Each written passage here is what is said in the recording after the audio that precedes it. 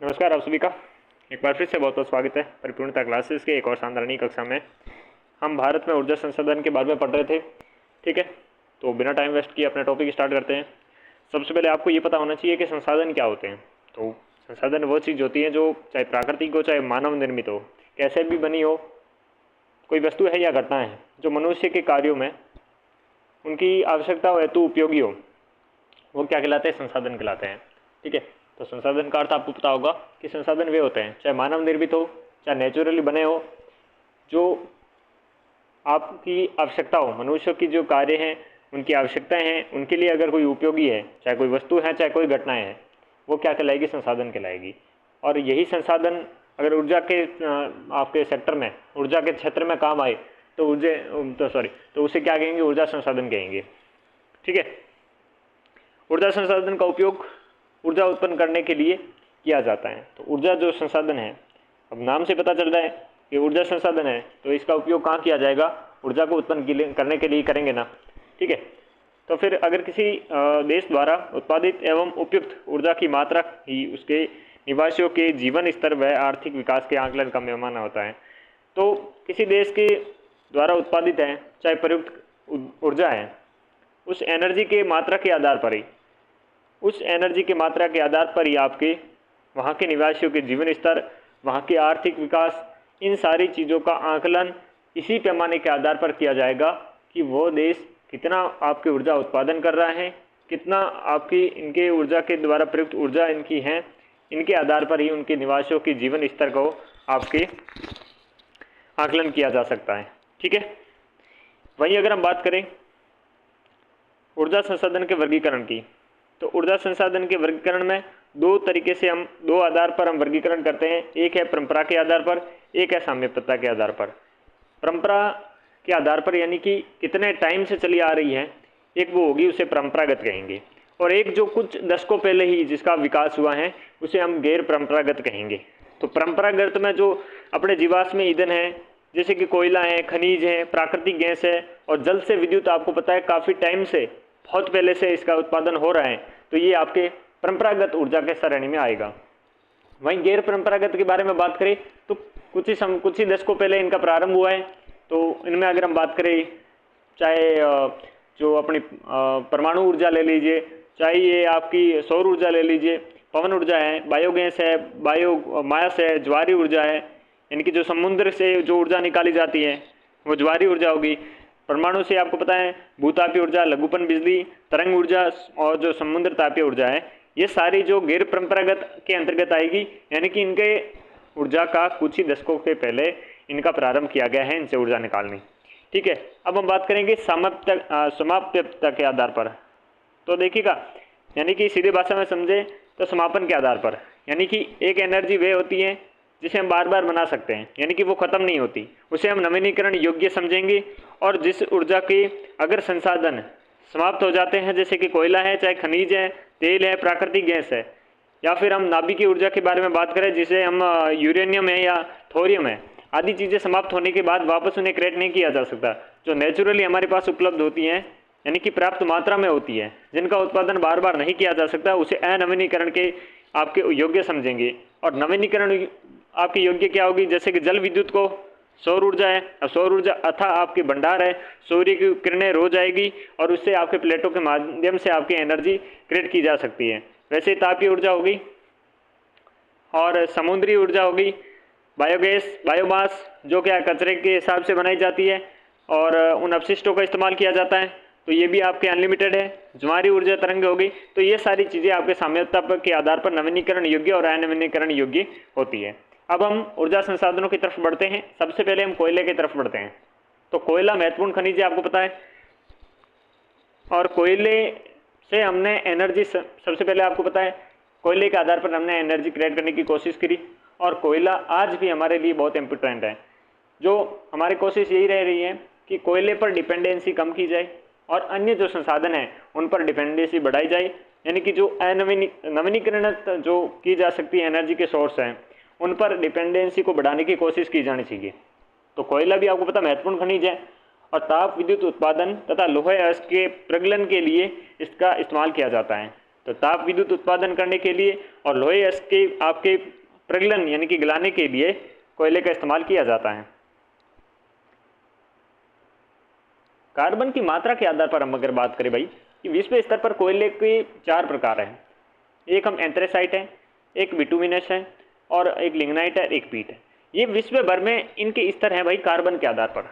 यानी कि अगर कोई कोयले में बहुत अच्छी मात्रा में यानी कि 80 to 90% अगर इसमें कार्बन की मात्रा है तो उसे हम एंथ्रेसाइट कहेंगे। उससे थोड़ी कम है, 75 से 80 तक है तो हम उसे क्या कहेंगे, बिटुमिनस कहेंगे। अगर हम कार्बन की मात्रा 50% तक पाते हैं तो उसे हम लिग्नाइट कहेंगे। राजस्थान के बारे में संदर्भ में बात करूं तो लिग्नाइट आपको कोयला सर्वाधिक मात्रा में पाया जाता है। और सबसे अगर घटिया किस्म के कोयले के बारे में बात करें, जो आपके देसी घरेलू में जो बचता है आग जलाने के बाद, वो एक तरीके का पीट होता है जिसमें कार्बन की मात्रा 50 से भी कम होती है। 1 नंबर का घटिया किस्म का कोयला होता है। तो ये थे आपके कार्बन की मात्रा के आधार पर 4 प्रकार के कोयले के प्रकार जो विश्व स्तर पर मान्य है। अगर हम बात करें भारत में, विश्व में अगर कोयला उत्पादन की दृष्टि से तो चीन और अमेरिका के बाद तीसरे स्थान पर कौन आता है, तो भारत आता है। विश्व के अगर हम 100% में देखें तो 4.7% कोयला आपके उत्पादन है भारत करता है। ठीक है, वहीं अगर भारत की ऊर्जा की लगभग हम 44% भाग देखें तो कोयले से प्राप्त होती है। तो डिपेंडेंसी ऑन, आप देख सकते हो कोयले पे कितनी डिपेंडेंसी भारत की है, 44%। 100% एनर्जी में से हम कोयले से प्राप्त करते हैं।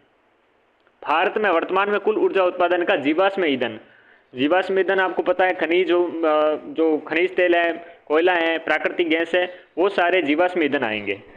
वहीं आपके ये जो इनकी भाग की बात करें तो टोटल एनर्जी में कुल उत्पादन का 48.4% आपके जीवाश्म ईंधन है। वहीं गैर जीवाश्म ईंधन के बारे में बात करें तो वो 51.6% है। ठीक है, तो ये इंपॉर्टेंट था। अब हम बात करते हैं भारत में कोयला क्षेत्र की। भारत में कोयला क्षेत्र के बारे में बात करें तो भारत में कोयला क्षेत्र में हम 2 प्रमुख आपके भूगर्भिक युगों के सेल क्रम में बांट सकते हैं। एक गोंडवाना, जिसकी आयु आपको पता है 200 लाख वर्ष पूर्व थी, उससे भी अधिक थी। और दूसरा है टर्सरी आपके निक्षेप, जिसकी लगभग 55 लाख वर्ष आपकी पुरानी एज है। अब आपको पता होगा कि कोयला वहाँ पर ज़्यादा होता है कि ज़्यादा समय तक जो जीवाश्म होते दबे रहते हैं, तो वहाँ पर कोयला उत्पादन का आपके ज़्यादा होता है। तो सीधी सी बात है कि जो गोंडवाना है, उस गोंडवाना की आयु कितनी है, 2 लाख वर्ष से भी ज़्यादा है। तो सर्वाधिक अगर मात्रा में कहीं पाया जाएगा तो गोंडवाना वाला क्षेत्र होगा ना। ठीक है, लेकिन जो टर्शियरी वाला है, ये नवीनतम है, 55 लाख वर्ष पुराना है, तो गोंडवाना की कंपैरिजन में बहुत कम है टर्शियरी का। ठीक है, अब हम बात करें भारत में कोयले की, तो यहाँ पर ये देख सकते हो सर्वाधिक आपके गोंडवाना का है, फिर टर्शियरी का है और फिर जो अदर हैं उनका है। ठीक है, तो सबसे इंपॉर्टेंट और हमारे लिए ज़्यादा उत्पादन गोंडवाना युगीन का है, तो उसके बारे में हम बात करते हैं। तो सबसे पहले हम दामोदर घाटी क्षेत्र के बारे में बात करते हैं, जहाँ पर देश का 50% से भी अधिक कोयला का प्राप्त होता है। तो 50% से भी ज़्यादा उत्पादन दामोदर घाटी से होता है। वहाँ पर प्रमुख रूप से अगर हम बात करें तो झारखंड और पश्चिम बंगाल फैला हुआ है। तो पश्चिम बंगाल के आपके बर्दवान है, बाकुंडा है, पुरुलिया है, इन जिलों में विस्तृत रानीगंज क्षेत्र हैं। तो रानीगंज जो क्षेत्र हैं कोयला के लिए महत्वपूर्ण और सबसे बड़ा उत्पादक क्षेत्र है। तो सबसे बड़ा उत्पादक क्षेत्र अगर आपसे पूछे, भारत का सबसे महत्वपूर्ण और सबसे बड़ा उत्पादक क्षेत्र, उत्पादक के हिसाब से रानीगंज है, जो पश्चिम बंगाल का है, जो बर्दवान, बाकुंडा और पुरुलिया जिलों में विस्तृत है। लेकिन अगर आपसे बात करें कि झारखंड का झरिया सबसे बड़ा कोयला क्षेत्र है, उत्पादन तो होता है रानीगंज से, लेकिन कोयले के क्षेत्र के बाजार में बात करें तो झरिया है, जो झरिया कहाँ का है, झारखंड का है। और इसके बाद रानीगंज का नंबर आता है जो पश्चिम बंगाल का है। तो दूसरा बड़ा कोयला क्षेत्र है। उत्पादन के दृष्टि से तो रानीगंज है, लेकिन अगर कोयला क्षेत्र के बारे में बात करें कि यहाँ पर इस क्षेत्र बड़ा ज़्यादा है, तो क्षेत्र के हिसाब से झारखंड झरिया है सबसे बड़ा कोयला क्षेत्र। यहाँ उत्तम किस्म के बिटुमिनस कोयले के भंडार पाए जाते हैं। तो बिटुमिनस के आपके जो सेकंड नंबर का बेस्ट होता है, तो उत्तम किस्म के बिटुमिनस कोयले के भंडार पाए जाते हैं। हजारीबाग, बोकारो, गिरिडीह, उत्तरी व दक्षिणी आपके करणपुरा, रामगढ़ प्रमुख कोयला उत्पादक के क्षेत्र हैं। तो ये आपके क्षेत्र हैं, इन क्षेत्रों को भी याद रखना है कि ये आपके दामोदर घाटी क्षेत्र के अंतर्गत मतलब इसके अंतर्गत आते हैं हजारीबाग, बोकारो, गिरिडीह, उत्तर व दक्षिणी करणपुरा और आपके रामगढ़ प्रमुख कोयला उत्पादक क्षेत्र हैं। अगला है महानदी घाटी क्षेत्र। अब महानदी घाटी क्षेत्र आपका उड़ीसा का क्षेत्र है, जिसमें आपके 25% कोयले के भंडार मिलते हैं। तो 25% कोयले के भंडार कहाँ मिलते हैं? इसी क्षेत्र में, महानदी के आपके उड़ीसा राज्य में। देश का लगभग 25% आपके कोयले के भंडार प्राप्त होते हैं। तलचर कोयला क्षेत्र की बात करें, ढेंकनाल जिले में है और रामपुर क्षेत्र है। तो ये महानदी घाटी क्षेत्र के अंदर तलचर कोयला क्षेत्र और रामपुर क्षेत्र। तलचर क्षेत्र कोयला क्षेत्र है, ये आपके ढेंकनाल जिले में पाया जाता है। तो उड़ीसा को आपको महत्वपूर्ण महानदी घाटी क्षेत्र को याद रखना है। दामोदर घाटी क्षेत्र के बाद महानदी घाटी के बाद अब गोदावरी घाटी क्षेत्र के बारे में बात करें तो आंध्र प्रदेश राज्य में विस्तृत जो गोदावरी नदी घाटी क्षेत्र है, तो सबसे पहले आपको ये याद रखना है कि जो गोदावरी क्षेत्र है, गोदावरी घाटी क्षेत्र है, ये आपके आंध्र प्रदेश क्षेत्र में पाया जाता है। देश के लगभग 75% आपके कोयले के भंडार यहाँ पर पाए जाते हैं। तो यहाँ पर भी एक अच्छा खासा आपके रेशियो देखने को मिल सकता है। और बात करें आदिलाबाद, करीमनगर, खमाम, वारंगल, पश्चिमी गोदावरी, ये प्रमुख आपके जिले रहेंगे। ठीक है, गोदावरी और तंदूर नदियों के बीच के आपके 250 वर्ग किलोमीटर क्षेत्र में प्रसिद्ध कोयला के क्षेत्र आपके फैला हुआ है। तो गोदावरी और तंदूर आपके जो नदियाँ हैं, ठीक है, इनके बीच में आपके 250 वर्ग किलोमीटर क्षेत्र में प्रसिद्ध कोयला क्षेत्र का उत्पादन होता है, मतलब क्षेत्र फैले हुए। ठीक है, फिर अगर हम बात करें दामोदर घाटी के बाद महानदी 25%, उसके बाद में गोदावरी घाटी क्षेत्र 7.5% एंड अगली हम बात करें पश्चिमी दामोदर घाटी क्षेत्र। दामोदर घाटी क्षेत्र के बाद हम बात करें पश्चिमी दामोदर घाटी क्षेत्र की, तो झारखंड राज्य के पलामू, कौन सा जिला है? झारखंड का पलामू जिला है।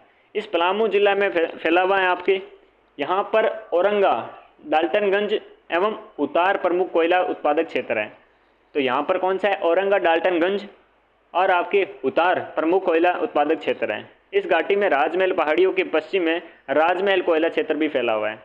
राजमहल की जो पहाड़ियाँ हैं वहाँ पर फैली हुई हैं, और जो राजमहल की पहाड़ियाँ हैं उसमें आपके पश्चिम में इसके आपके राजमहल कोयला क्षेत्र भी फैला हुआ है। ये भी पश्चिम दामोदर घाटी क्षेत्र में आता है। तो झारखंड का पलामू जिला इसके अंतर्गत आएगा। औरंगा, डाल्टनगंज और उतार इसके प्रमुख कोयला उत्पादक क्षेत्र हैं।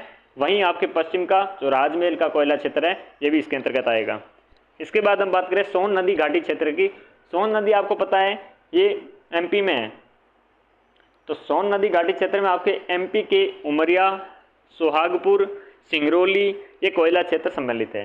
तो पूछे आपसे कि उमरिया, सोहागपुर और सिंगरौली कोयला क्षेत्र किसमें सम्मिलित हैं? तो मध्य प्रदेश, और मध्य प्रदेश यानी कि सोन नदी घाटी क्षेत्र के अंतर्गत आता है।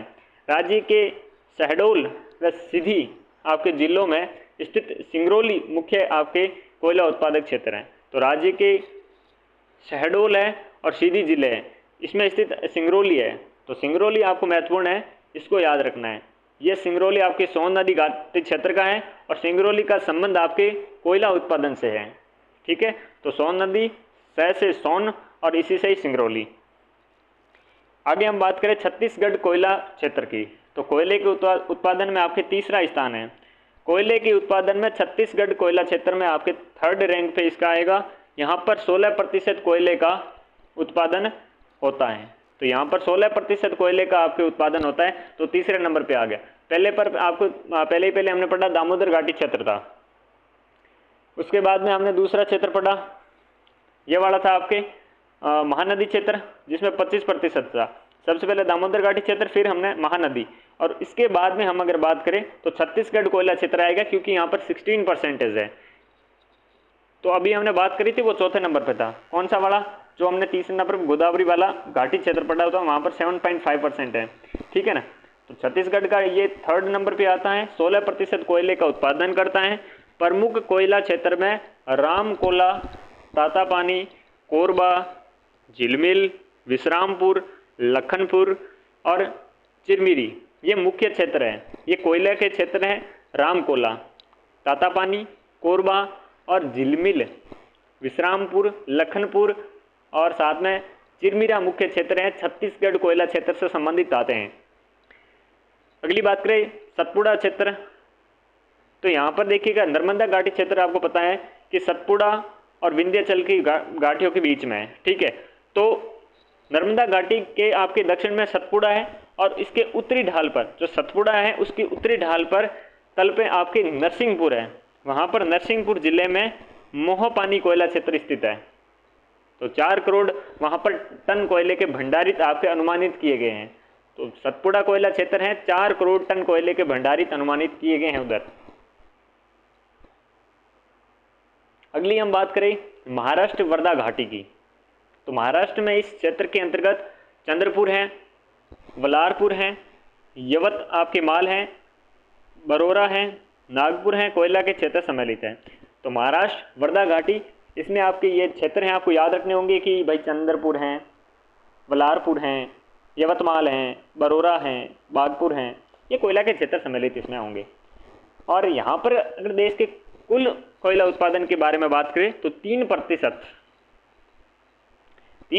यहाँ पर कुल भंडार 50 आपके करोड़ टन कोयले के आंकलित है। तो पिछले वाले तो नर्मदा घाटी का था, तो वहाँ पर तो 4 आपके शायद टन थे, 4 करोड़ टन थे। यहाँ पर देखें तो 50 करोड़ टन यहाँ पर कोयले के आंकलित किए गए हैं महाराष्ट्र वर्धा घाटी में। नेक्स्ट हम बात करें पश्चिम बंगाल की, तो पश्चिम बंगाल में राजीव अपने वर्धमान है, बाकुंडा है, पुरुलिया है, वीरभूत है, दार्जिलिंग है, आपके जलपाईगुड़ी है। इस देश में 11% में, देश के 11% कोयले के भंडार, ठीक है। तो और पश्चिम बंगाल देश का आपके 6% कोयला उत्पादित करता है। पश्चिम बंगाल देश का 6% कोयला उत्पादित करता है और जो हमने देश के ये कोयले के भंडार हैं 11% कोयले के भंडार यहाँ पर है, ठीक है। अगली हम बात करें अन्य कोयला क्षेत्र की। अन्य अगर कोयला क्षेत्र के बारे में बात करें तो तेलंगाना में सिंगरौली, ठीक है। तो पूछ ले, वो सिंगरौली अलग था, ठीक है ना, वो वहाँ पर था आपके उधर क्षेत्र था सोन नदी वाला क्षेत्र जो आपके एमपी में पड़ता है, ठीक है ना। यहाँ पर सिंगरौनी है, तो कौन सा है यहाँ पर, सिंगरौनी है, सिंगरेनी है, ठीक है ना। तो यहाँ पर कौन सा है, सिंगरेनी है जो तेलंगाना का है। तमिलनाडु का नेवली हो गया, ये इंपॉर्टेंट है, याद कर लेना। अन्य क्षेत्र कोयला के इंपॉर्टेंट है, तेलंगाना में सिंगरेनी है, तमिलनाडु में नेवली है और महाराष्ट्र में आपके चांदा, वर्धा और कांपटी है। तो वर्धा से आपको समझ आता है कि महाराष्ट्र होगा, तो चांदा, वर्धा और कांपटी। आंध्र प्रदेश का पांडुर यहाँ का है। ये थे आपके कौन से, गोंडवाना के समय के। तो इस समय के यहाँ पर हमने देख लिए ये प्रमुख 9 क्षेत्र और अन्य भी हमने कुछ देखे। तो इसके साथ हमारा ये वाला सेगमेंट कंप्लीट हुआ, गोंडवाना यूगिन वाला। तो इसमें दामोदर का 15% आपके 50% है, सबसे ज़्यादा इसका है। फिर महानदी का 25% और उसके बाद में आपके कौन सा, छत्तीसगढ़ कोयला क्षेत्र, ठीक है ना। 1 2 3 आपके रैंक याद रखनी है। अब हम बात करते हैं टर्सरी यूगिन की। तो टर्सरी काल के बारे में बात करें तो भारत का 2% आपके कोयला टर्सरी काल की है एवं मेसोजोइक काल की चट्टानों से प्राप्त होता है। कौन सी चट्टानें हैं, तो मेसोजोइक चट्टानें हैं और काल देखें तो टर्सरी काल है। मैंने कहा था बहुत कम इससे उत्पादन होता है क्योंकि जो जितना समय पुराना होगा उसका ज़्यादा होगा। तो गोंडवान का टाइम आपके 200 लाख वर्ष पहले है और इसका 55 लाख वर्ष पहले है, तो समय में अंतर है। तो इस अंतर के कारण ही आपके बहुत बड़ा डिफरेंस, यानी सिर्फ इस टाइम का तो 2% है, वो भी मेसोजोइक काल की चट्टानों से आपके प्राप्त होता है। इस प्रकार के कोयले के 225 करोड़ टन के भंडार आंकलित किए गए हैं। कितने, 225 टन आपके भंडार आंकलित किए गए हैं। इस श्रेणी के कोयले की प्राप्ति मुख्य क्षेत्र में बात करें तो आपके उत्तर पूर्वी की बात करें क्षेत्र में मेघालय आ जाएगा, असम आ जाएगा, जम्मू कश्मीर आएगा, ऊपर वाला उत्तर का साइड है। फिर दक्षिण में तमिलनाडु है, पश्चिम में राजस्थान है, वापस अरुणाचल प्रदेश और पश्चिम बंगाल की बात करेंगे इस क्षेत्र में आएगा। तो पश्चिम बंगाल का आपका पनकाबाड़ी प्रमुख कोयला उत्पादक क्षेत्र टर्सरी का है, ठीक है ना। तो पनकाबाड़ी प्रमुख क्षेत्र कहाँ का, पश्चिम बंगाल का इसमें आता है। यहाँ का कोयला बनावट में गोंडवान यूगिन कोयले से मिलता है। पनकाबाड़ी का प्रमुख कोयला क्षेत्र है, यहाँ के जो कोयला बनावट है गोंडवाना यूगिन कोयले से मिलता जुलता मिलता है। अरुणाचल प्रदेश में डाफला पहाड़ियों में डिंगरांग प्रमुख कोयला उत्पादक क्षेत्र है। तो आपका अरुणाचल प्रदेश क्षेत्र में डाफला पहाड़ियाँ है, डाफला पहाड़ियों में डिंगराज प्रमुख उत्पादक क्षेत्र है। तो डिंगरांग का संबंध है अरुणाचल प्रदेश से।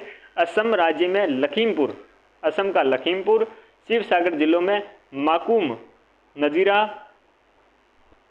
और नजीरा ये शिवसागर जिलों में है, और लखीमपुर ये क्षेत्र किससे संबंधित है? असम से। और अरुणाचल प्रदेश है डाफला पहाड़ियों में डिंगराग, आपके जो डिंगराक क्षेत्र है वो इसमें आता है। पनकाबाड़ी पश्चिम बंगाल, अरुणाचल प्रदेश डाफला पहाड़िया डिंगराग, ठीक है। फिर लखीमपुर, शिवसागर, माकूम, नजीरा ये असम। फिर मेघालय का दरानगिरी, चेरापूंजी जिसमें सर्वाधिक वर्षा प्राप्त करने वाला क्षेत्र है, मेवलांग और लैंगरीन क्षेत्र ये मेघालय के। तो दरानगिरी, चेरापूंजी, मेवलांग और लैंगरीन ये क्षेत्र होंगे इसके। अरुणाचल प्रदेश के अरुणाचल प्रदेश का नामचिक आपके नाफुक आदि क्या है? प्रमुख कोयला के क्षेत्र हैं, ठीक है। अब हम बात करेंगे अन्य की। तो देखिएगा, लिग्नाइट कोयला क्षेत्र की बात करते हैं तो राजस्थान में आपके बीकानेर जिले में पलाना नामक स्थान पर, बाड़मेर जिले के गिरल कपूरडी में लिग्नाइट कोयला मिलता है। रीट जो मेंस हुई थी 3rd ग्रेड के नाम से जानते हैं, 2000 जो ये जस्ट 2026 पे पेपर हुआ, तो उस पेपर में आपको जो हिंदी का पेपर था उसमें ये क्वेश्चन मिलता है कि पलाना क्षेत्र किससे संबंधित है? तो वहाँ पर जिप्सम भी बहुत ज़्यादा होता है उस क्षेत्र में, तो कंफ्यूजन के हमारे कुछ ने जिप्सम कर दिया, उनका गलत हो गया। एक ऑप्शन था लिग्नाइट का, तो लिग्नाइट जिसने किया उसका आपके कोयले से संबंधित था, उसका सही हो गया। तो राजस्थान के बीकानेर जिले में पलाना नामक स्थान पर बाड़मेर जिले की गिरल कपूरडी में लिग्नाइट कोयला मिलता है। इसके अलावा तमिलनाडु में तटीय भाग हो गए, पांडुचेरी है और साथ में गुजरात है, जेके है आपका जम्मू कश्मीर, लिग्नाइट कोयला पाया जाता है। देश के अन्य कोयला क्षेत्र के बारे में अगर हम बात करें, उसके बाद हम पेट्रोलियम पे चलेंगे। अन्य में देखें तो कोयले के कई अन्य उत्पादक क्षेत्रों में हम पुडुचेरी की बात करें या गुजरात का कच्छ क्षेत्र है, जम्मू कश्मीर का जो पुंछ क्षेत्र है, रियासी क्षेत्र है, राजौरी है जो कालाकोट और उधमपुर जिलों में, तथा उत्तर प्रदेश के आपके तराई क्षेत्र में कोयला का खनन आपके किया जा रहा है। कौन कौन से हो गए? पुडुचेरी है, गुजरात का कच्छ है, जम्मू कश्मीर में आपके पुंछ जिला है, और जो आपका रियासी है, राजौरी हैं और उधमपुर ज़िले हैं उसमें, और उत्तर प्रदेश का जो आपके तराई क्षेत्र हैं उस तराई क्षेत्र में कोयले खनन किया जा रहा है। तो ये कोयले का आपका पार्ट था। इंपॉर्टेंट चीज़ें आपको याद रखनी है। 4 आपके विश्व स्तर पर कार्बन के आधार पर हमने देखे, एंथ्रासाइट, बिटुमिनस, लिग्नाइट, और साथ में पीट के बारे में हमने बात करी। पीट सबसे घटिया किस्म का होता है, एंथ्रासाइट सबसे बेस्ट प्रकार का होता है। भारत में ज़्यादातर आपके बिटुमिनस पाया जाता है, राजस्थान में सबसे ज़्यादा लिग्नाइट पाया जाता है, ठीक है। तो लिग्नाइट की स्पेसिफिक हमने बात की, पलाना का क्षेत्र हमने देखा, बाड़मेर का क्षेत्र हमने देखा, यहाँ पर आपके लिग्नाइट पाया जाता है। सर्वाधिक अगर हम बात करें तो 2 क्षेत्र में हमने देखा, एक दामोदर घाटी क्षेत्र है जो सर्वाधिक है, जो गोंडवाना आपके काल का है, गोंडवाना काल का सर्वाधिक आपके कोयला पाया जाता है, और जो टर्सरी काल है उसका 2% ही पाया जाता है। तो दामोदर घाटी क्षेत्र को देखा सर्वाधिक, वहाँ पर उसी घाटी के लगभग 50% पूरे भारत का वहाँ पर उत्पादन होता है। तो इस प्रकार से हमने कोयला देख लिया है। कोयला देखने के बाद अब हम बात करेंगे पेट्रोल की। पेट्रोलियम के क्षेत्र में बात करें तो भारत में कोयले के बाद में अगर हम बात करते हैं, ऊर्जा का दूसरा प्रमुख स्थान पेट्रोलियम या खनिज तेल से है।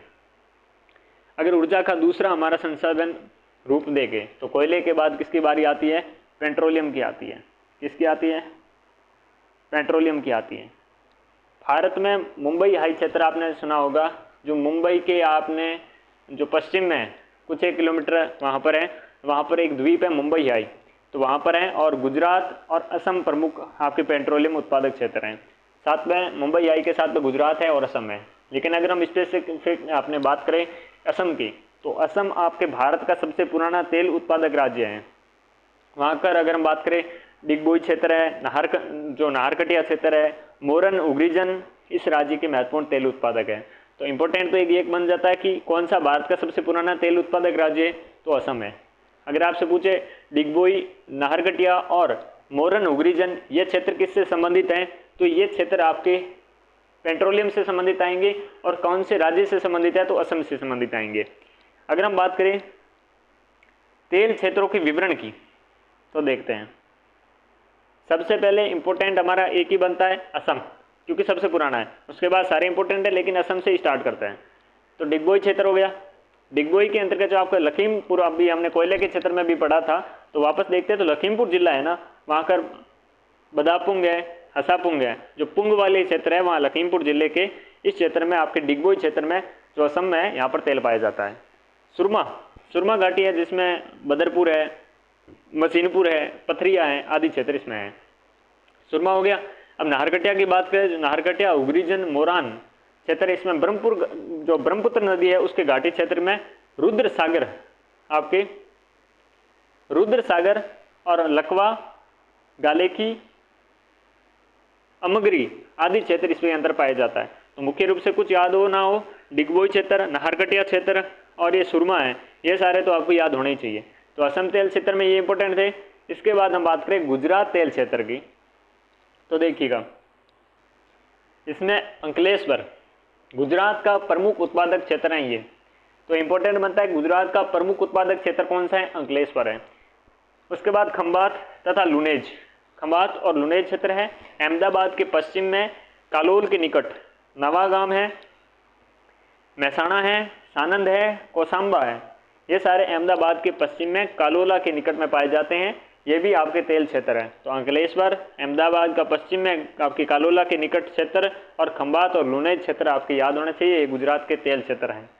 पश्चिम अगर अपतटीय क्षेत्र के बारे में बात करें तो पश्चिम अपतटीय क्षेत्र में आपका मुंबई हाई क्षेत्र, ये मुंबई से 160 में आपके उत्तर पश्चिम में है, एक अरब सागर में स्थित है। ठीक है, मैंने अभी बताया था कि पश्चिम है, तो लगभग आपके उत्तर पश्चिम में है। ठीक है, और साथ में अगर हम बात करें अलियाबेट द्वीप है जो गुजरात और सौराष्ट्र में के, गुजरात के आपके सौराष्ट्र में उत्तर पश्चिम से आपके गुजरात के सौराष्ट्र में भावनगर से 45 किलोमीटर दूर अरब सागर की खंबात की खाड़ी में आपकी स्थित है। अरब सागर या खंबात की खाड़ी में स्थित है कौन सी? अलियाबेट द्वीप। ठीक है, तो अलियाबेट हो गया। इसके बाद हम बात करें बसाई क्षेत्र, तो बसाई क्षेत्र है मुंबई हाई के दक्षिण में, जो मुंबई हाई है उसके दक्षिण में वसई नामक स्थान पर तेल के भंडार पाए जाते हैं। ये आपके पश्चिमी अपतटीय क्षेत्र में हो गया। तो मुंबई हाई, अलियाबेट द्वीप और वसई क्षेत्र, जो मुंबई के हाई आपका क्षेत्र है वहाँ के दक्षिण में वसई नामक स्थान पर तेल के भंडार स्थित है। अब हम बात करें पूर्वी तटीय क्षेत्र की, तो कृष्णा, गोदावरी व कावेरी नदी बेसिन, कृष्णा, गोदावरी व कावेरी जो नदी बेसिन है यहाँ पर अपतट एवं अभी तटीय जो दोनों भागों के तेल पाया जाता है। तो अपतट और अभी तटीय जो क्षेत्र हैं, चाहे तट से हो या तट से दूर हो, यहाँ पर दोनों भागों में तेल पाए जाते हैं कृष्णा, गोदावरी व कावेरी नदी बेसिन पर। कावेरी बेसिन की बात करें तो तमिलनाडु में कावेरी नदी के बेसिन में नारीमन्नम तथा कोविल, आपकी जो कोविलप्पल है में तेल के कुएं हैं। तमिलनाडु में कावेरी नदी के बेसिन में नारीमन्नम तथा कोविलप्पल जो आपका क्षेत्र है वहाँ तेल के कुएं हैं। कावेरी बेसिन के बाद अगर हम अन्य क्षेत्र के बात करें तो अन्य क्षेत्र में केरल कोंकण तटवर्ती क्षेत्र होगा, राजस्थान का बाड़मेर, जैसलमेर और बीकानेर क्षेत्र में भी पाए जाते हैं। ठीक है, अगर हम भारत में पेट्रोलियम के उत्पादन के बारे में बात करें कि इतने सारे हमने बात करी कि राजस्थान की बात करी, गुजरात की बात करी, असम की बात करी, अब तटीय क्षेत्र की बात करी। ठीक है, सारे क्षेत्र के बारे में बात करी, तो इनमें देखिए तो उत्पादन का सर्वाधिक परसेंट कौन रखता है, क्या क्रम रखता है? तो देखिएगा अब तटीय क्षेत्र है जो मुंबई हाई, खंबात की खाड़ी वाला जो क्षेत्र हमने देखा। ठीक है, मुंबई के आपके उत्तर पश्चिम, मुंबई हाई वगैरह ये सारे क्षेत्र देखे, तो आप तटीय क्षेत्र में आते हैं, यानी कि 49.3% अब तटीय क्षेत्र से पेट्रोलियम आपका उत्पादन होता है। राजस्थान से 22 आपके 41%, गुजरात में आपके 13.52% और असम से 12.60%। तो सर्वाधिक है अब तटीय क्षेत्र, फिर हैं गुजरात, उसके बाद है राजस्थान, फिर गुजरात, फिर है असम। और परसेंटेज के हिसाब से 49.3% अब तटीय क्षेत्र का है, राजस्थान में 22.41% है और गुजरात का 13.52% है। असम में भी ऐसे देखें तो 12.60% है। ठीक है ना, तो फिर आगे देखिए प्राकृतिक गैस की, पेट्रोलियम की बात करी, कोयला क्षेत्र के बारे में हमने बात कर ली है। कोयला फास्ट पे आता है, पेट्रोलियम हमारे सेकेंड एनर्जी का मोस्ट जो आपके स्रोत है, उसके बारे में बात करने के बाद हम बात करें प्राकृतिक गैसों की, द नेचुरल गैस के बारे में बात करें तो प्राकृतिक गैस भी खनिज तेल के साथ साथ ही पाई जाती हैं। अब जहाँ पर ये जो प्राकृतिक आपके जो पेट्रोलियम गैस है वहाँ पर से ही आपकी नेचुरल गैस निकलती है। तो प्राकृतिक गैस का उत्पादन भी आपके खनिज तेल के क्षेत्रों से ही होता है। तो ये आपके ठीक है, याद करने का इतना ज़रूरत नहीं पड़ेगी। तो यहाँ पर अगर एक बात करें, एक अथॉरिटी है जो आपके सार्वजनिक क्षेत्र में उद्यम के रूप में प्राकृतिक गैस के परिवहन और विपणन के लिए 1984 में जिसकी स्थापना की गई थी उसके बारे में बात करें तो उसका नाम है गेल।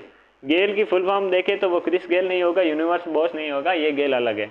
ये गेल है अपने gas authority of India limited. तो इसकी आपकी फुल फॉर्म यानी कि जो याद होनी चाहिए कि gas authority of India limited, ये याद होनी चाहिए, जिसकी स्थापना 1984 में की गई थी, जिसका आपके सार्वजनिक क्षेत्र के उद्यम के रूप में प्राकृतिक गैस के परिवहन और विपणन, ये विपणन म्हणजे बेचना, बाजार उपलब्ध करवाना, ये सारा काम किसका रहेगा? गेल का रहने वाला है। ठीक है, because of gale is universe boss, you know. Bharat के अगर प्राकृतिक गैस वितरण के बारे में अगर हम बात करें तो असम मेघालय का क्षेत्र है, गुजरात का क्षेत्र है, मुंबई हाई का क्षेत्र है, तमिलनाडु का पूर्वी तटीय क्षेत्र है, राजस्थान क्षेत्र है ही, साथ में त्रिपुरा और ओडिशा का क्षेत्र भी है। तो प्राकृतिक गैस के उत्पादन के रूप में हम बात करें तो आइएगा, यहाँ पर अपतटीय क्षेत्र इसमें भी ज़्यादा है। पेट्रोलियम में हमने 49.3% समथिंग कुछ देखा था, लेकिन अपतटीय क्षेत्र में गैस देखते हैं तो 68% पाई जाती है। लेकिन उसके बाद राजस्थान नहीं है यहाँ पर प्राकृतिक गैस में, यहाँ पर असम की बारी आती है जो 10% है, त्रिपुरा 5% है यहाँ पर, गुजरात, राजस्थान और तमिलनाडु 4% के साथ है। ठीक है ना, 4th स्थान पे है। तो इसका भी आपको क्रम पूछे तो याद रखना। इसके बारे में बाद हम बात करते हैं जल विद्युत की। जल विद्युत आपको पता है नवीनीकरणीय ऊर्जा स्रोत है, यानी कि कभी ख़त्म ना होने वाली चीज़ है, इसे हम बार बार बना सकते हैं। जल की गतिक ऊर्जा का उपयोग किया जाता है विद्युत ऊर्जा उत्पादन करने में। जो टरबाइन लगा के इसमें आपको पता है एनर्जी का क्रिएशन बनाई जाती है, और विश्व में कुल ऊर्जा उत्पादन में जल विद्युत ऊर्जा का योगदान 15% है। अगर हम बात करें जल विद्युत ऊर्जा का योगदान विश्व में कुल ऊर्जा का 15% है, और अन्य सभी नवीनीकरण ऊर्जा स्रोतों में सबसे अधिक है। तो सबसे अधिक है, और वर्ल्ड के पूरी एनर्जी की बात करें तो ये वाली एनर्जी आपकी 15% है। विश्व में जल विद्युत की सर्वाधिक आपकी संभावना कहाँ पर है? अफ्रीका महाद्वीप में है। अफ्रीका जो महाद्वीप है वहाँ पर विश्व में जल विद्युत की सर्वाधिक संभावना देखने को मिलती है, परंतु इस महाद्वीप में जल विद्युत ऊर्जा का विकास सबसे कम हुआ है, because lack of the source, वहाँ पर सोर्स कम है तो यहाँ पर विकास भी कम हुआ है। यूरोप के महाद्वीप ने अपनी जल विद्युत क्षमता का अधिकतम विकास किया है। जो यूरोप के महाद्वीप है, यूरोप आपको पता है समृद्ध लोग हैं, और इसी समृद्धि का इस्तेमाल करके इन्होंने इस क्षमता को अधिकतम विकास किया है। विश्व में जल विद्युत उत्पादन में अधिकतम योगदान एशिया महाद्वीप का है। विश्व में अगर हम जल विद्युत उत्पादन में अधिकतम योगदान के बारे में बात करें तो आपके एशिया महाद्वीप का रहेगा। विश्व में शीर्ष जल विद्युत उत्पादन के क्षेत्र में बात करें, हर क्षेत्र में आपको पता है कोयला हो चाहे कोई भी हो, ज़्यादातर चीनी आता है। ठीक है ना, चाहे प्रदूषण में भी क्यों आओ। तो देखिएगा, तो जल विद्युत उत्पादन के क्षेत्र में चीन आपके फास्ट में है, ब्राज़ील फिर है, फिर कनाडा है, फिर संयुक्त राज्य है, अमेरिका है। तो ये आपके टॉप 4 हैं। और 1897 में भारत में प्रथम विद्युत आपके संयंत्र दार्जिलिंग में लगाया था। दार्जिलिंग कहाँ पर है आपको पता होगा? पश्चिम बंगाल में है। तो 1897 में आपके भारत में प्रथम विद्युत आपके संयंत्र दार्जिलिंग में स्थापित किया गया था। और भारत की प्रथम जल विद्युत परियोजना कर्नाटक के शिवसुंदरम में 1902 में प्रारंभ की गई थी। तो ये तो आपको प्रथम विद्युत संयंत्र हुआ जो जल से था, लेकिन भारत की जो प्रथम जल विद्युत परियोजना थी, इस परियोजना के बारे में बात करें तो कर्नाटक का शिवसुंदरम जो एक जल प्रपात है आपको पता होगा, यहाँ से आपने 1902 में प्रारंभ की गई। वर्तमान में भारत में जल विद्युत की अधिष्ठापित क्षमता 50,415 मेगावाट है। भारत में जल विद्युत की अधिष्ठापित क्षमता है 50,415 मेगावाट है, जो कि कुल विद्युत उत्पादन का आपके 9.9% है। तथा लघु जल विद्युत अधिष्ठापित क्षमता 5159 मेगावाट है।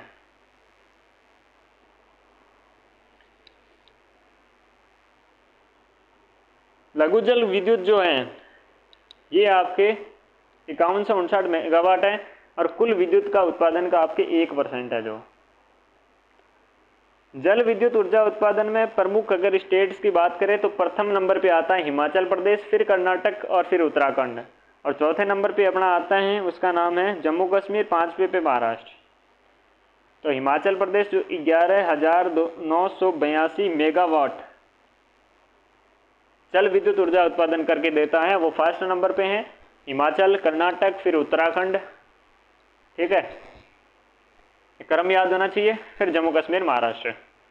बहुउद्देशीय परियोजनाओं के बारे में बात करें, बहुउद्देशीय परियोजनाएं होती क्या हैं? तो ऐसी परियोजनाएं जिसका लक्ष्य होता है एक से अधिक उद्देश्य की पूर्ति करना, जैसे कि भाई सिंचाई है, सिंचाई हेतु जल की पूर्ति है, जल विद्युत उत्पादन करना, बाढ़ का भी नियंत्रण कर ले और सूखा प्रबंधन कर ले, जल का औद्योगिक जो उपयोग है ये कर ले, पेयजल की आपूर्ति कर ले, मछली पालन भी कर ले, जल क्रीड़ा कर ले और पर्यटन भी। ये सारी चीज़ें यानी कि एक ही चीज़ से, एक परियोजना से बहुत सारे जिसके उद्देश्य जुड़े हो, ठीक है, जल से रिलेटेड, तो ये क्या बहुउद्देशीय हो गई। तो इसकी महत्ता को देखते हुए जवाहरलाल जी नेहरू हमारे प्रधानमंत्री थे, देश के प्रथम प्रधानमंत्री, उन्होंने कहा कि आधुनिक भारत का मंदिर है, ठीक है। तो ये याद रखना है आपको। भारत की प्रमुख आपकी बहुउद्देशीय परियोजनाओं के बारे में आप पढ़ेंगे, इंपॉर्टेंट है, थोड़ा ध्यान से सुनना। भारत की प्रमुख बहुउद्देशीय परियोजनाओं के बारे में अगर हम बात करें तो सबसे पहले नाथपा जाखड़ी परियोजना के बारे में बात करेंगे, जो परियोजना आपकी हिमाचल प्रदेश में है। सतलज नदी आपने नाम सुना होगा, उस पर 1991 में भारत सरकार हिमाचल प्रदेश सरकार में 50-50% से अनुपात में एक समझौता हुआ। 2004 में कमीशन, 2005 में राष्ट्र को समर्पित, ठीक है। 1500 मेगावाट विद्युत क्षमता के साथ ये देश की सबसे बड़ी जल विद्युत परियोजना है। तो पूछे कि देश की सबसे बड़ी जल विद्युत परियोजना कौन सी है, तो नाथपा जाखड़ी परियोजना का नाम आएगा, जिसकी 1500 मेगावाट विद्युत क्षमता है।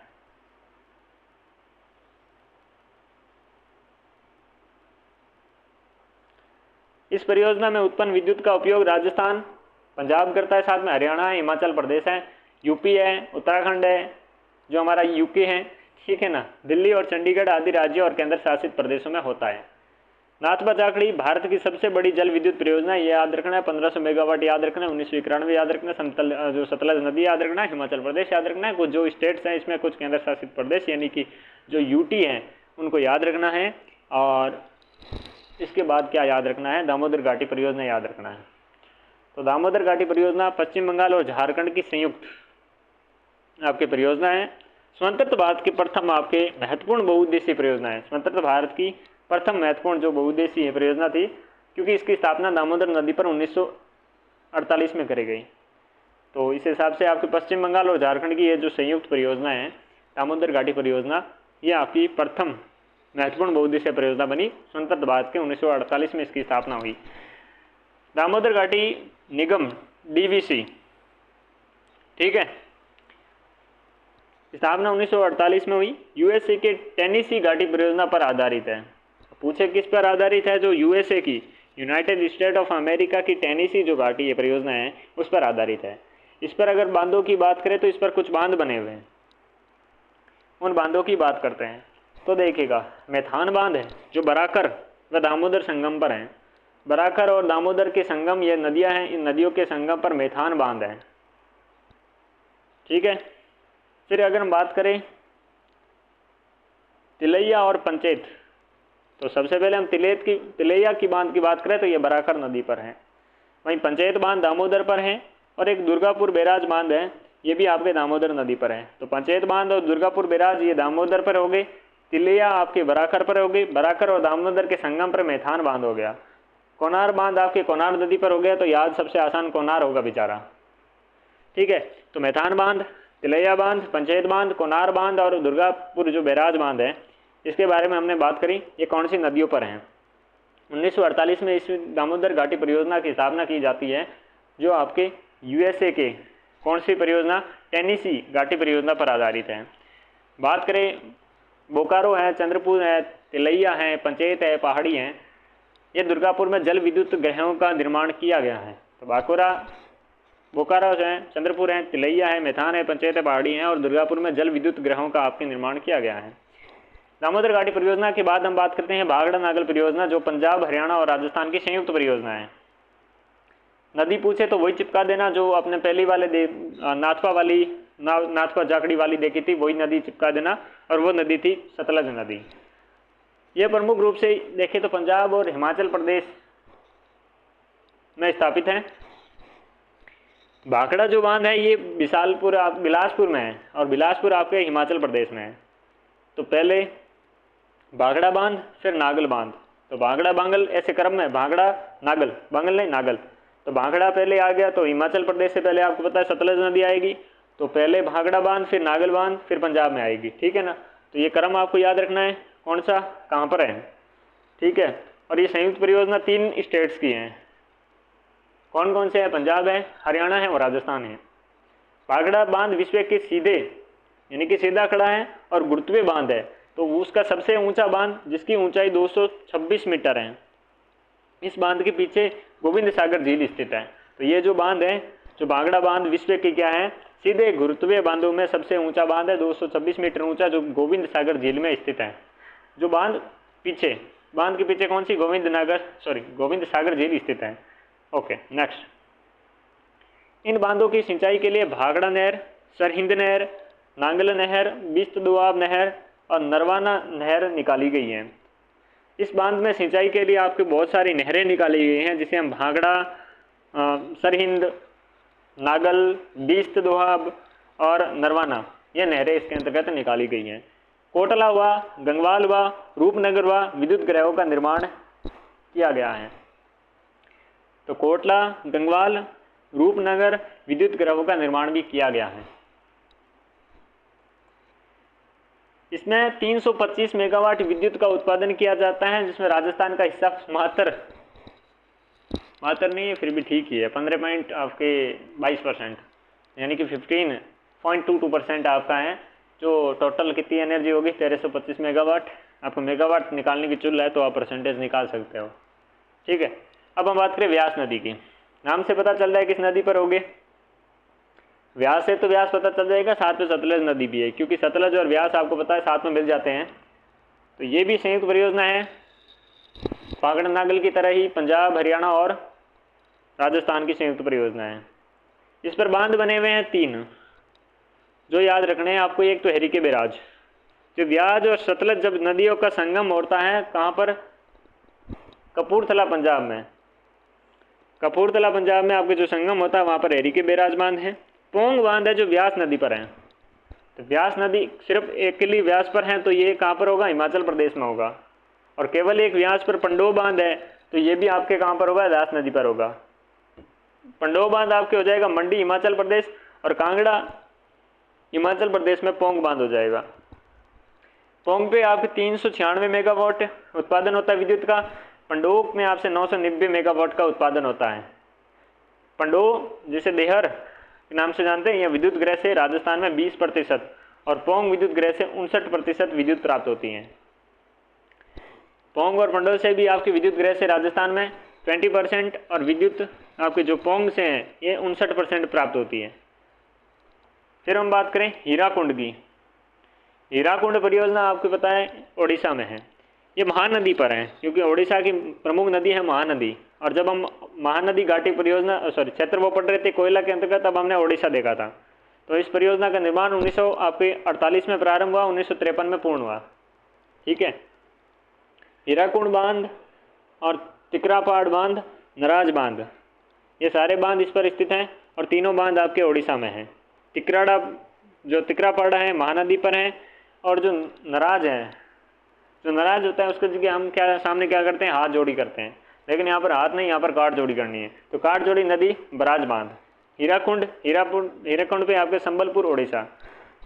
विश्व का सबसे ऊंचा बांध है हीराकुंड बांध, ये याद रखना, 4.8 किलोमीटर। वो गुरुत्वीय वाला बांध था हमने जो अभी देखा था भाखड़ा वाला, ये वाला हीराकुंड बांध है जो सबसे लंबा बांध है। ये कौन सा है, सबसे लंबा बांध है, और जिसकी लंबाई 4.8 किलोमीटर है। इस परियोजना में चिपलीमा नामक स्थान पर 2 जल विद्युत ग्रह का निर्माण किया गया है। तो इस परियोजना में चिपलीमा नामक स्थान पर दो जल विद्युत गृह का निर्माण किया गया जिसकी विद्युत क्षमता है 307 मेगावाट। ठीक है, जो उड़ीसा है, झारखंड है, बिहार है के द्वारा उपयोग में ली जाती हैं। तो उड़ीसा के और चिपक गए हैं कौन, झारखंड और बिहार, जैसे कि जो हिमाचल प्रदेश के उसके पंजाब और राजस्थान चिपक गए थे। नर्मदा घाटी परियोजना की देखें तो ये अपना एमपी वाला क्षेत्र आ जाएगा। महाराष्ट्र वाला देखें तो नर्मदा घाटी परियोजना में 4 स्टेट हैं। सबसे पहले महाराष्ट्र, फिर मैं से महाराष्ट्र, मैं से मध्य प्रदेश, गुजरात आएगा, साथ में राजस्थान भी चिपक जाएगा। इस परियोजना की नींव सन आपके 1979 में रखी गई थी। तो 79 में इसमें 1979, कोई नवासी बोले तो पता नहीं, लेकिन देखो, तो इस परियोजना में नींव यहाँ पर रखी गई और इसके तहत मध्य प्रदेश में नर्मदा सागर या इंदिरा सागर बांध एवं गुजरात में सरदार सरोवर बांध का निर्माण किया गया। गुजरात में कौन सा है, सरदार सरोवर बांध है, और नर्मदा सागर या इंदिरा सागर बांध कहाँ पर है, एमपी में है। इस परियोजना में 450 आपके मेगावाट विद्युत गुजरात और मध्य प्रदेश में 1000 मेगावाट उत्पादित होती है। तो सबसे ज़्यादा गुजरात करता है 450, 1000 करता है आपका एमपी। इस परियोजना में अंकलेश्वर बांध बैंक, और इस योजना से शायद कोई बिजली अपने राजस्थान को नहीं मिलती है, ये याद रखना, क्योंकि सिर्फ ये पानी देते हैं। सरदार सरोवर जो बांध है गुजरात में, वहाँ से नर्मदा नहर निकाली गई है, और जो राजस्थान में जालोर वाला और बाड़मेर का क्षेत्र है वहाँ पर सिंचाई करते हैं। तो जालोर की स्पेसिफिक अगर क्षेत्र की बात करें तो सांचौर में इसका सिंचाई होती है, लेकिन एक इसका सिस्टम रखा है कि बूंद बूंद आपकी पद्धति से ही आपकी सिंचाई की जाएगी। अगर आप ये नहीं करते हैं बूंद बूंद या फव्वारा विधि, तो आपको बाहर कर दिया जाएगा। इस परियोजना में अंकलेश्वर बांध के बैक वाटर में 300 मेगावाट के तैरते सोलर प्लांट की योजना भी शुरू की गई है। तो अंकलेश्वर बांध के बैक वाटर है उस पर 300 मेगावाट के तैरते सोलर प्लांट की योजना शुरू की गई है। फिर हम बात करेंगे चंबल परियोजना, जो एमपी और राजस्थान की 50-50 रेशियो में है, जिसकी स्थापना सिंचाई और जल विद्युत आपके उपलब्ध करवाया जाता है। इस परियोजना का निर्माण 3 चरणों में हुआ था। इस पर 4 बांध बने हुए हैं। पहला चरण 1954 से लेकर 60 तक चला, जिसमें गांधी सागर बांध जो मंदसौर एमपी में है वहाँ पर हुआ, जिसका 115 मेगावाट आपके विद्युत क्षमता है।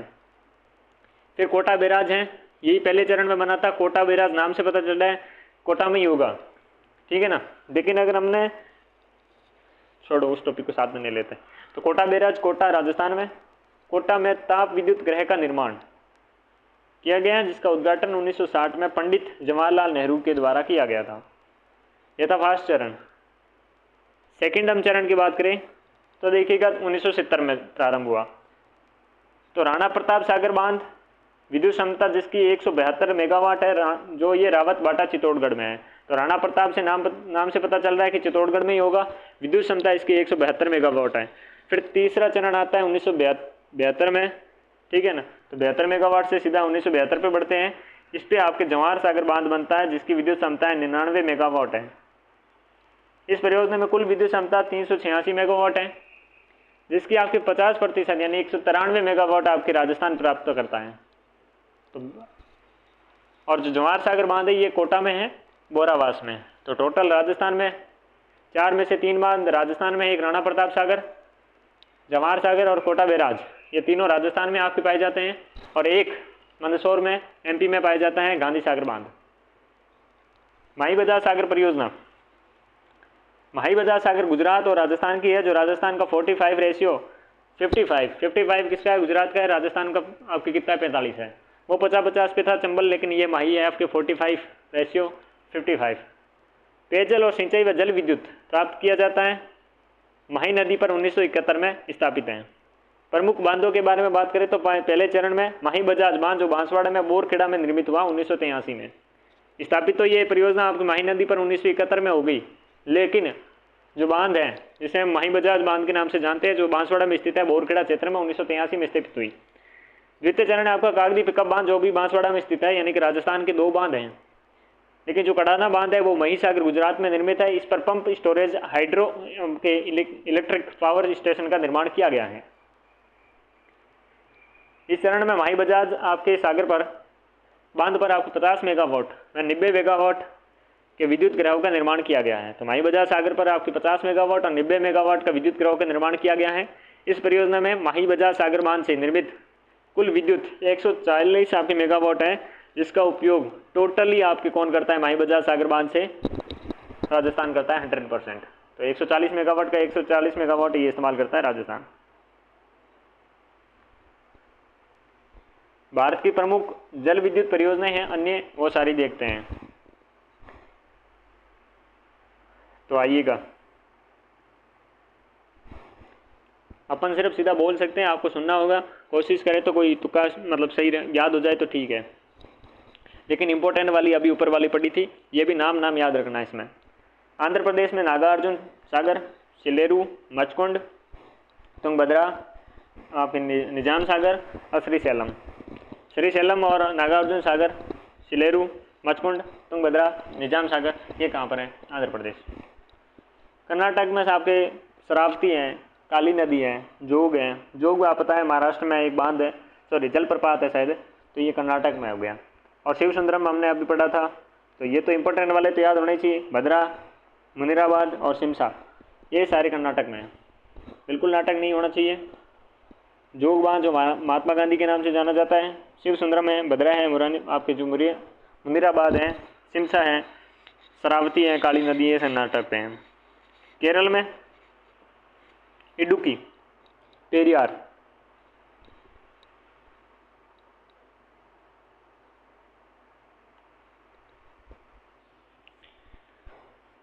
सबरीगिरी है, सोलायार है, सेगुलम है, नरिया है, मंगलम है, पल्लीवासल है, आपका पंबीकुलम है, पानियार है।